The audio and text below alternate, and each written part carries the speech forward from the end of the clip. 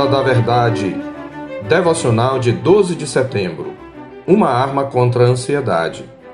Não andeis ansiosos de coisa alguma. Em tudo, porém, sejam conhecidas diante de Deus as vossas petições pela oração e pela súplica, com ações de graças. E a paz de Deus, que excede todo o entendimento, guardará o vosso coração e a vossa mente em Cristo Jesus. Filipenses 4, 6 e 7. O nosso século tem sido considerado por muitos como a era da ansiedade. Todos concordarão que a ansiedade é um dos principais males que atingem o nosso mundo e que neste ano se tornou pandêmica. É uma experiência universal e bem presente em nossa vida. Mas em que consiste esse sentimento que nos assalta tão constantemente? Na Escritura, as palavras que expressam a ansiedade trazem conotações que nos ajudam a compreendê-la. Em nosso texto, bem como no Novo Testamento, a palavra ansiosos traz a ideia de uma mente despedaçada. No Salmo 55, 22, um texto paralelo ao da nossa meditação, está escrito: confia os teus cuidados ao Senhor e Ele te susterá, jamais permitirá que o justo seja abalado. Cuidados aqui são literalmente fardos, pesos. Em 2 Samuel 7,10, o Senhor promete preparar um lugar para o seu povo para que ele não seja mais perturbado, sendo que a palavra significa literalmente agitado ou sacudido.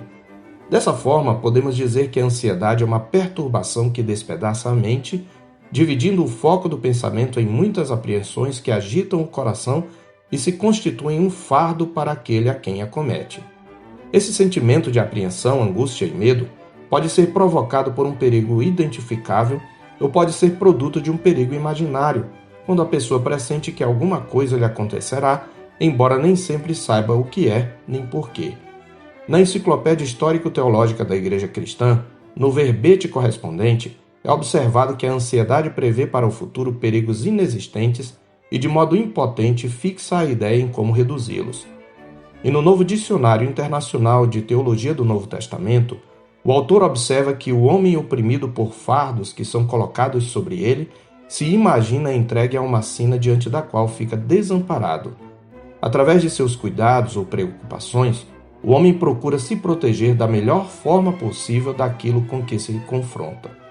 A ansiedade pode ser uma apreensão repentina, intensa e de curta duração, ou pode se tornar habitual e persistente, embora com menor intensidade. Pode se manifestar como uma preocupação normal em virtude de uma ameaça ou situação de perigo real, proporcional ao perigo, podendo ser identificada, controlada e reduzida. Mas pode também se tornar exagerada, desproporcional ao perigo, seja este real ou não. Uma preocupação pontual ou moderada pode ser considerada saudável, motivadora e controlável. Neste sentido, a ansiedade prepara o corpo e a mente para o enfrentamento de um desafio. Paulo expressa profunda e diária preocupação com as igrejas em 2 Coríntios 11, 28, quando diz: além das coisas exteriores, há o que pesa sobre mim diariamente, a preocupação com todas as igrejas. Filipenses mesmo é uma epístola escrita num contexto de muita ansiedade, visto que Paulo estava preso e não sabia se seria liberto ou condenado, sem contar que alguns irmãos comemoravam sua prisão. Além disso, havia as preocupações peculiares ao ministério. Preso e impedido de viajar, ele ficou apreensivo em relação aos filipenses e enviou Timóteo para saber da situação deles, conforme o capítulo 2, verso 19. Espero, porém, no Senhor mandar-vos Timóteo o mais breve possível, a fim de que eu me sinta animado também tendo conhecimento da vossa situação. E logo no versículo seguinte, ele ressalta a preocupação de Timóteo com a Igreja de Deus como uma virtude que o recomendava a ser o emissário ideal, porque a ninguém tenho de igual sentimento que sinceramente cuide dos vossos interesses. A palavra cuidar é o mesmo verbo estar ansioso em nosso texto. Mas aqui trata-se de uma preocupação piedosa. Paulo teve ainda momentos de ansiedade quando Epafrodito, provável pastor daquela igreja e o portador das notícias dos filipenses, adoeceu mortalmente ao chegar onde Paulo estava, como ele relata ainda no capítulo 2, de 25 a 28. O próprio Epafrodito se preocupou com a igreja para a qual não pôde voltar de imediato. Portanto, a ansiedade pode acometer até mesmo os melhores servos de Deus e é um sentimento comum às lutas do ministério pastoral, bem como à obra missionária.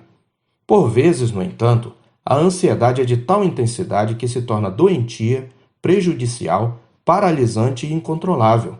Não é incomum que nossas ansiedades comuns descambem para uma perturbação incontrolável e injustificável, trazendo muitos prejuízos a nós e àqueles que nos cercam, como doenças, conflitos interpessoais e até suicídio. Este tipo de ansiedade não é apenas doentio, é também pecaminoso, pois nega o poder da providência de Deus. Desse modo, podemos até dizer que a ansiedade é patológica, mas é um reducionismo considerá-la tão somente uma doença ou distúrbio da mente. Doença não produz pecado, mas o contrário acontece. O pecado, mal primordial que deu origem a todos os males, produz comportamentos patológicos.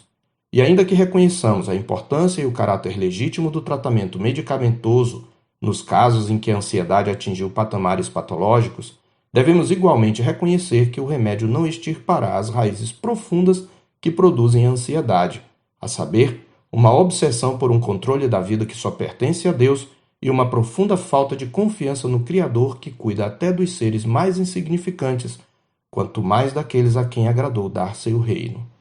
Os cristãos não estão livres desse mal. É possível ter o coração regenerado e ainda viver tomado de apreensões, embora isto seja incoerente com a fé salvadora. Isto ocorre por causa do caráter imperfeito de nossa experiência de fé neste mundo. Como podemos então vencer esse mal avassalador que tem feito tantas vítimas, mesmo entre os crentes? Antes de tudo, vivendo num mundo caído, cheio de pecado, perigos e incertezas, é normal e natural ficar ansioso. Mas a ansiedade não deve se tornar um hábito. Para aqueles que são de Cristo Jesus, para quem, como Paulo, o viver é Cristo e o morrer é lucro, nenhum perigo ou ameaça, nenhuma incerteza ou perplexidade justifica entregar-se à ansiedade. Daí o mandamento: não andeis ansiosos de coisa alguma. O imperativo presente negativo significa que não devemos fazer da ansiedade um hábito de vida.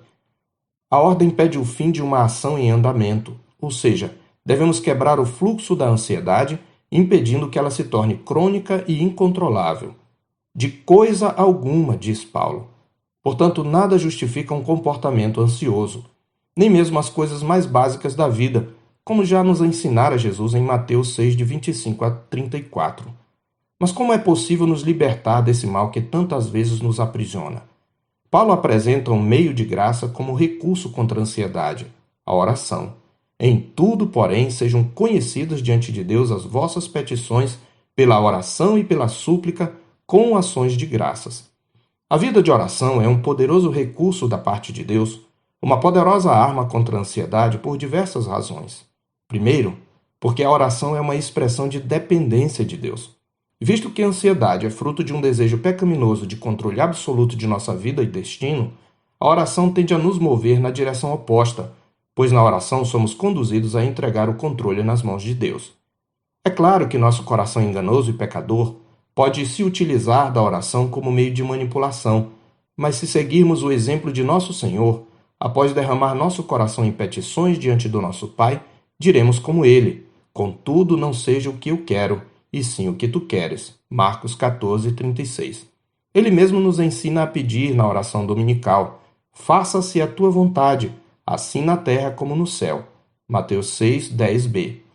Em segundo lugar, a oração é uma expressão de confiança no cuidado providente do nosso Pai Celestial. Como também nos lembra Jesus, aquele que alimenta os corvos e veste de elegância as flores do mato, que hoje existem e amanhã são cortadas e queimadas, muito mais cuidará daqueles a quem se agradou em dar o seu reino. Pela oração, lançamos sobre ele as nossas ansiedades, reconhecendo que ele tem cuidado de nós, como está escrito em 1 de Pedro 5,7. A ansiedade é exatamente o contrário disto. Ela nega a providência de Deus. Assim, a oração é um antídoto contra a ansiedade. Crente, se você tem andado tomado de apreensões e temores, transforme sua ansiedade em oração. Derrame perante Deus o seu coração e espere nele. O Senhor não falha em suas promessas. E há uma promessa em nosso texto para aqueles que o buscam. E a paz de Deus, que excede todo o entendimento, guardará o vosso coração e a vossa mente em Cristo Jesus. Eu sou o pastor Marcos Augusto, pastor da Terceira Igreja Presbiteriana de Boa Vista, em Roraima. Tenha um bom dia na paz do Senhor Jesus.